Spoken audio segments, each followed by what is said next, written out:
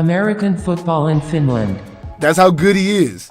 That's definitely the best offensive player. He could play receiver, quarterback, or running back if he needed to. Try to make them have a run game, which we know that they really don't have. I like to say he kind of does like he's playing Madden when it comes to the playoffs. He starts doing a lot of weird stuff that you think can only happen on video games, and he gets away with it. But he ain't better. But in my opinion, he ain't better than Jabari Harris. I'll take Jabari Harris all day. Put that on the podcast too. American football in Finland.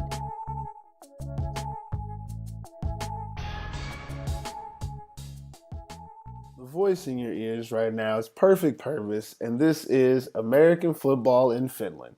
First-time listeners, welcome to the show. Hope you enjoy brutally honest football and analysis and opinions, because I'm all out of bullshit. Returning followers and AFF faithful, you know what it is. TIF.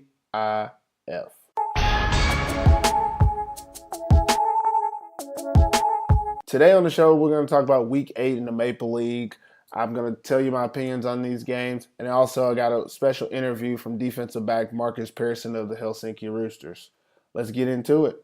First things first, let's just talk about the week in general. I mean, the Roosters went to Porvoo, did what everyone expected in a different fashion, of course. But, I mean, everybody thought they were going to win the game.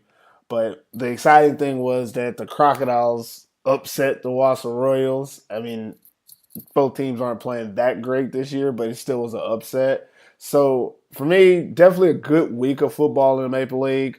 Looks like after the break, teams are changing and getting more accustomed to what's going to work for them in the second half. I do want to kind of air out a grievance while I have you guys listening to me here today. I've been watching the Maple League games. You guys can catch me at random games on Saturdays if I'm in the country. Last Saturday, I was in Sweden, so I didn't get to go to the Seinäjoki Royals game.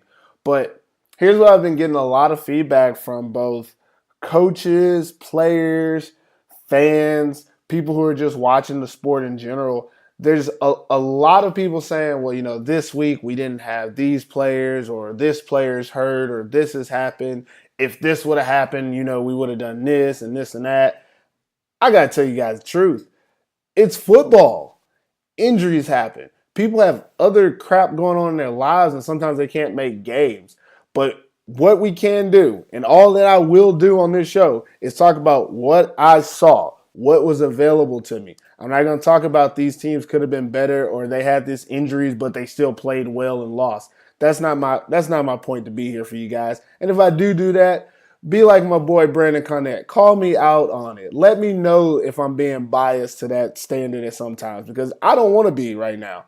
I am in no position to be worried about how many people are injured or not playing on these teams. I'm here to tell you what happened in the game with the players who were available and how these teams went about it.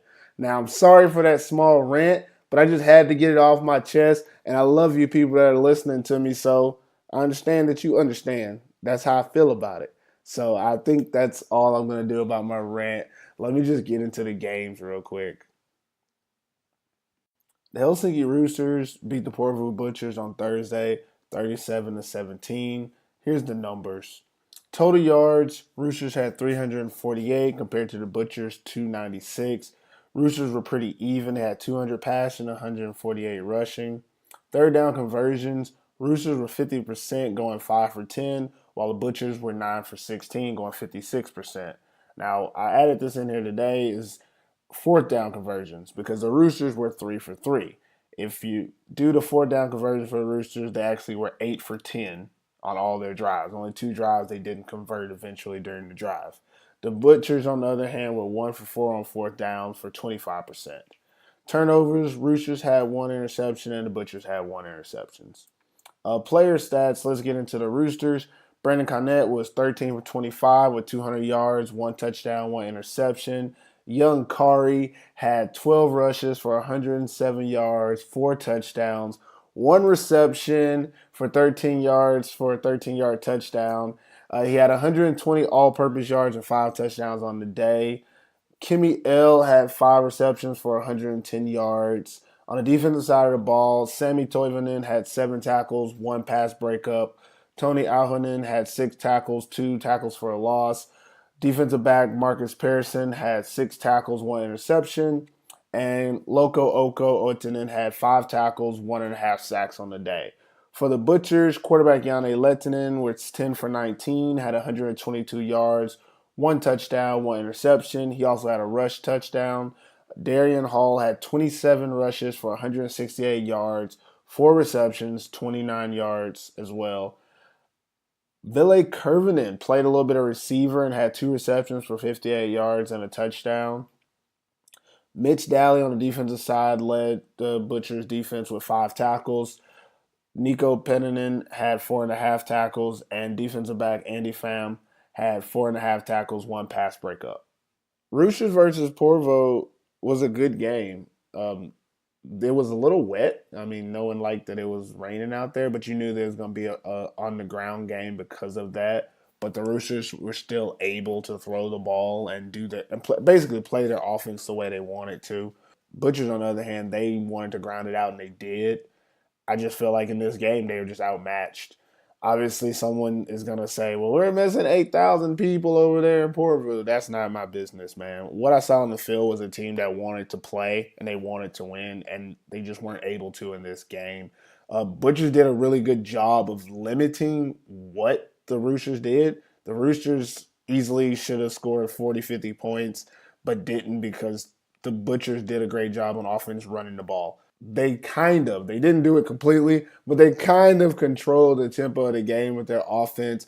They found a lot of different ways to get Darian Hall the ball. Of course, he ran the ball. He had 27 attempts, but a lot of what he was doing, there was counters, there was dives, there were sweeps. The sweep was very effective in this game. So with that, kudos to the Butchers because what you did was really good. You just happened to be playing the Roosters. I think if the Butchers were to play another team next week, they might have found something that might work for them a little bit better against a lesser team. The Roosters, what can I say? They did their jobs, and that's what they're good at doing. Hats off to young Kari this week with 5 touchdowns. This dude just took over the game at the running back spot, and he's the backup. He's the backup to Henry Usala. But it only took him, 12 rushes to get 100 yards and 4 touchdowns. And they weren't all short touchdowns. He had to work for a lot of them. He even caught a touchdown pass. That was surprising. But other than that, the Roosters, when they wanted to, they just went right down the field. But it seemed like they just didn't have the ball as much as I expected them to have the ball in this game. And that's a credit to the Butchers' offense of just kind of keeping them off the field. Butchers' offense did a lot of different things to stay on the field, but they were outmatched in this game. That's all it was. It was a really good game by both teams. Both teams played exactly how you expected them to play.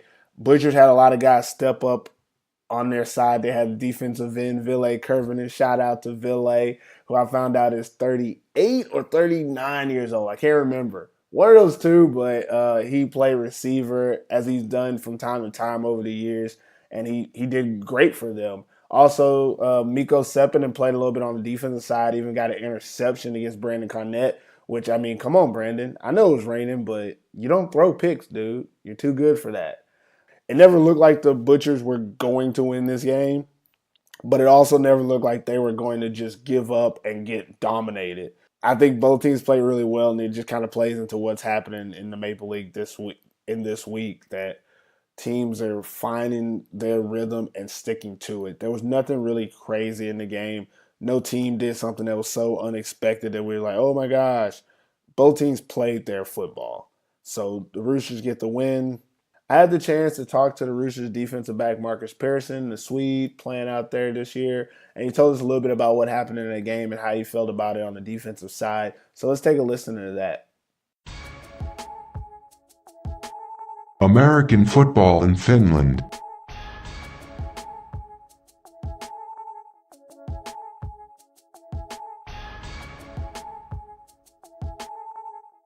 All right. Got with me today Markus Persson, defensive back from the Helsinki Roosters. What's going on, Markus? Hey, what's up, Pervis? Nice for you to have me on the show. Yeah, it's good to have you on the show, man. We're going to test out your English here today. Oh, it's going to be a good one. I'm excited. Keep it coming. So we'll get right into the interview, man. First question, how did you guys stop and really kind of neutralize what the Porvoo Butchers were trying to do offensively in this game? I mean, you pretty much were in control the entire game, besides those like hiccups in the middle where they scored 2 quick ones. Yeah, I mean, our entire defense knew that they're gonna run the ball. They have very good running backs. They have a good running game. We just knew that they're gonna come at us, right? We have to bring our A game and we have to stop them. If we can stop the run, we would win the game. That's our game plan was. Stop the run and we would win the game. So going into the run game, like I was at the game, and obviously they did run the ball, but they did a lot of different types of like running against you guys. And they also threw the ball and had some passing plays in there. Did the Butchers do anything unexpected? Did they do anything that you guys hadn't seen before or that you had to adjust to? I would say they were running much harder this time. Like every time, is the running back's name Hall? Darian Hall, yes. Yeah, like every time he was close to contact, he lowered his shoulder. So he was excited. He got me a few times. I mean, I kind of had a hard time getting up this morning. I'm pretty sure that's. But I mean, we knew that this game they ran much harder. I would say the first game we. I don't know, just they were much harder and much tougher this game, in my opinion. They didn't throw the ball very much, though. What would you consider the defining moment in this game? Like, when did you guys kind of know that, okay, they're not going to be able to come back or they're not going to be able to score anymore in this game? I mean, I think that when one of the moments when they had a field goal and they kind of dropped the snap. Mm-hmm. And we got our offense back on the field, right? Because, I mean, we know, this offense in Helsinki Roosters, they're that good. They will score.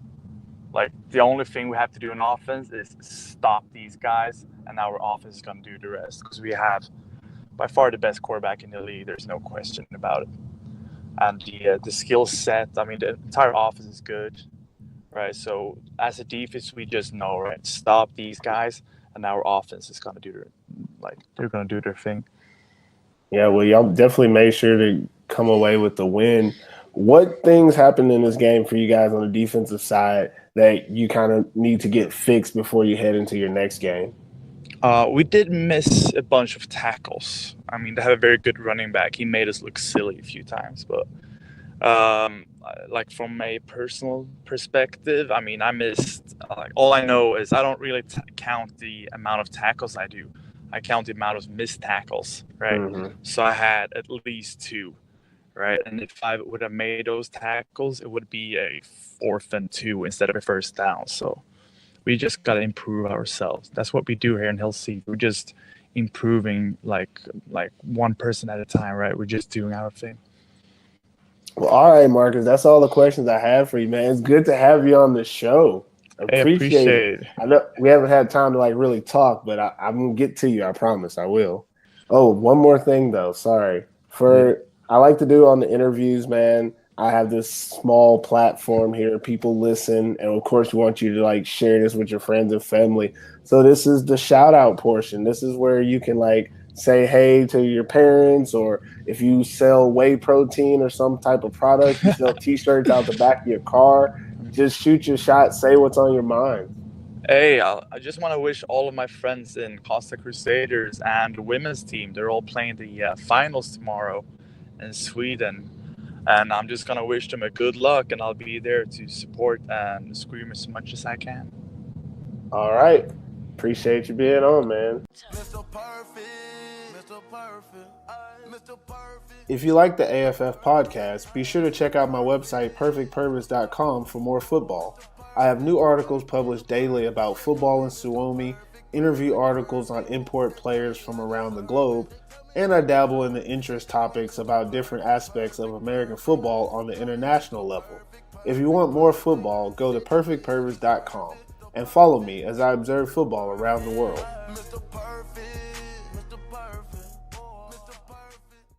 The Seinäjoki Crocodiles defeated the Wasa Royals 37-12.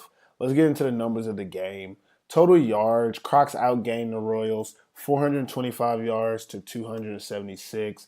Crocodiles did a lot of it in the air game, had 327 yards passing and only 98 rush yards. Third down conversions, the Crocs were 6 for 11, 55%, while the Royals were 4 for 9, 44%. There were no turnovers in this game, so both offenses at least contained and kept the ball from giving it to the other team. There were no turnovers in this game, so both offenses made sure to take care of ball security. Let's get into the player stats. Player stats for the Wasa Royals. Isaac Fisher was 13 for 19 at 141 yards, 1 touchdown. Justin Williams had 22 rushes, 99 yards, and 1 touchdown as well. Jerome Valbin had 4 receptions for 64 yards, while Stacey Thomas also had 4 receptions for 47 yards and a touchdown. On the defensive side for the Royals, Stephen Tresfield led the defense with 5 tackles. Victor Monte had 4.5 tackles, 2 tackles for a loss. Lottie Sadi had 4.5 tackles. Man, I feel like I said his name wrong. But he had 4.5 tackles. And Stacey Thomas had 3.5 tackles, 1 tackle for a loss. For the Crocodiles, quarterback Jonathan Baker was 15 for 24, 327 yards, 4 touchdowns.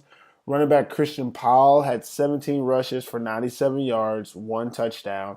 And he also had 5 receptions for 173 yards and 3 touchdowns. He had 288 all-purpose yards in this game.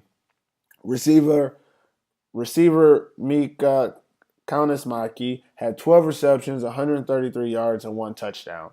Receiver Patrick Wilson had 1 reception, 30 yards, and 1 touchdown as well. On the defensive side for the Crocodiles, Jaska Vedinen had 10 tackles, 5 tackles for a loss, 2 sacks. Andy Mizuno played a little bit of defense in this game and had 6 tackles, 2 tackles for a loss, 1 sack, and 1 pass breakup. And Max DeFalkis had 4.5 tackles. And that's the stats for the Royals versus Crocs. Hot damn! Seinäjoki Crocodiles with the win, 37-12 over the Royals. This game was, I want to say, crazy, but it wasn't. The Crocs just dominated in this game. And for me personally, considering I picked them last, I am surprised. But seeing the changes they've made in the second half, having Jonathan Baker and Patrick Wilson on that offense, everyone who's watched has seen a huge difference. This is not the same almost 0-win team we had expected to see this year. This offense is humming. They found a way to make sure Christian Powell has the ball. This guy, Christian Powell, almost had 300 all-purpose yards in this game. I was looking at the stats, and I was like, hold on. The stats don't really look – I've seen Christian with the ball a lot, but they have a lot more passing yards than rushing yards. The Crocodiles made sure to get him the ball early and let him run. He caught swing passes. He got screen passes from the wide receiver spot. And then also he, played running back and did his thing and made big plays. But a lot of his receiving yards, he had 5 receptions and almost 200 yards receiving and 3 touchdowns. 3 touchdowns on 5 receptions. Let me do the quick math. That's 60% touchdown rate, man. Come on. Every other time you touch the ball as a receiver, he's catching it and scoring. And these aren't short runs. He's running 50, 60 yards to score a touchdown. This guy's awesome. And I don't know why I just went on a rant about Christian Powell when I'm supposed to be talking about this entire game. But that's kind of what the game was. It was Christian Powell being the center of this offense, and that allowed the Crocodiles to open it up. Like, now guys are actually understanding that, hey, number 87, Mika Kaunismäki, young guy, you got to watch out for him. He had a lot of receptions in this game. He was active as well, something that he couldn't do earlier in the season because of the way that they were running their offense. And then Patrick Wilson at the other receiver spot, and even Anthony Brooks playing that slot receiver. This Crocodiles offense, they're built to play now. And their defense never was bad in the first place. Their defense was always decent. Obviously, in this game, the Royals offense couldn't get anything going against them when they wanted to. So with this full ensemble of a team, this new look Crocodiles team, man, I wish I could take back my midseason predictions and say, hey, they might come in 5th or 4th. But I can't. It's too late. I know that. So I won't do that. I won't backtrack. But this was definitely a good win for them. On the other side with the Royals, guys got to step up. Stacey Thomas cannot be the only guy stepping up and making plays that aren't needed to be made. Justin Williams is doing a great job. He's holding it down as a pure rusher. He can do that. Sometimes he'll be able to make those plays that you want. but everyone knows that he's going to be there. Someone else has to step up for the Royals. Isaac Fisher has had some great moments. He's a tough guy. This game, he just didn't have any of those moments that we really wanted. And I think that's the biggest difference from the Royals in this game is that the Royals' offense is vanilla, in my opinion. Real vanilla. It's basic. But it's good. You guys do what you do well. Only problem is when you're playing more of a high-octane, big scoring, can do a lot of different things like the Crocodiles are, and like most of the teams besides the Porvoo Butchers are in this league, you're going to be in trouble because you're going to be playing from behind and your offense isn't built for that. Your playmakers just aren't showing up. I guess what the Royals really need to do is find out someone else on that team who wants to step up and play like the big-time players that they do have. I would like to see somebody like Denny John step up and do something on the offensive side maybe, or maybe make more plays on defense. Maybe Jerrod Young would have a breakout game. That would probably be the difference to make the Royals a better team in this season. Playing against a lot of teams with big play ability, the Royals are limited to maybe 2 players on offense from Justin Williams and Stacey Thomas. Sometimes Isaac Fisher shows up, but he's been inconsistent this year. So that's that game. It went unexpected to some, expected to others. Crocodiles went into that game thinking they were going to win, and they walked out with the W. Congratulations to them. Guys are playing much better. I think that last game against Kuopio, that Crocodiles took them to the edge. Everyone saw that and was like, okay, they're for real the second half of the season. Maybe the Royals didn't get the memo. Maybe they didn't understand that the Crocodiles are not going to lay down for this season. I think they have a lot of moxie. That's what I'm saying. They got a lot of gumption over there. They got a lot of things going on behind the scenes, and they're doing everything in their power to win these games. Centering it around Powell, they really just can't go wrong.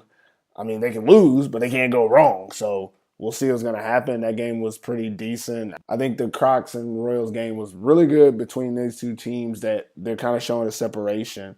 The Crocs were saying, we want to separate ourselves from the bottom of the barrel. We want to be in the mix in this Maple League. So now it's up to the Royals to decide, do they respond to this? Because this was not a good game for them. This game should have at least been closer if they were to lose it to the Crocs, for us to think that, hey, the Royals are in the mix. Now people are going to be down that the Royals are in the mix. I still think you guys are. I think that the team is good. They just need to figure it out a little bit more of how to be consistently good. That's something the Crocs have done in the last 2 weeks. They've consistently scored over 30 points. And in this league, like I said, I don't know where I said it, but like I've said before, this is Big 12 football out here, guys. If you can't score 30 points, you're not going to win. It's just not the way it's going out here. You guys got to be able to put up at least 30 points on offense and then hope you can stop the other team from scoring 35 or 40. And that's how you're going to win these games. What's up? Are you enjoying the AFF podcast? Damn right you are. Well, let the world know you enjoy the show. Follow AFF on the Podbean app. Just head over to AmericanFootballFinland.podbean.com and hit that follow button. You can also find the podcast by searching for American Football in Finland on the Podbean app. That's it for American Football in Finland. Hope you guys enjoyed today's show. Make sure to tune in next week, and never forget, TIF.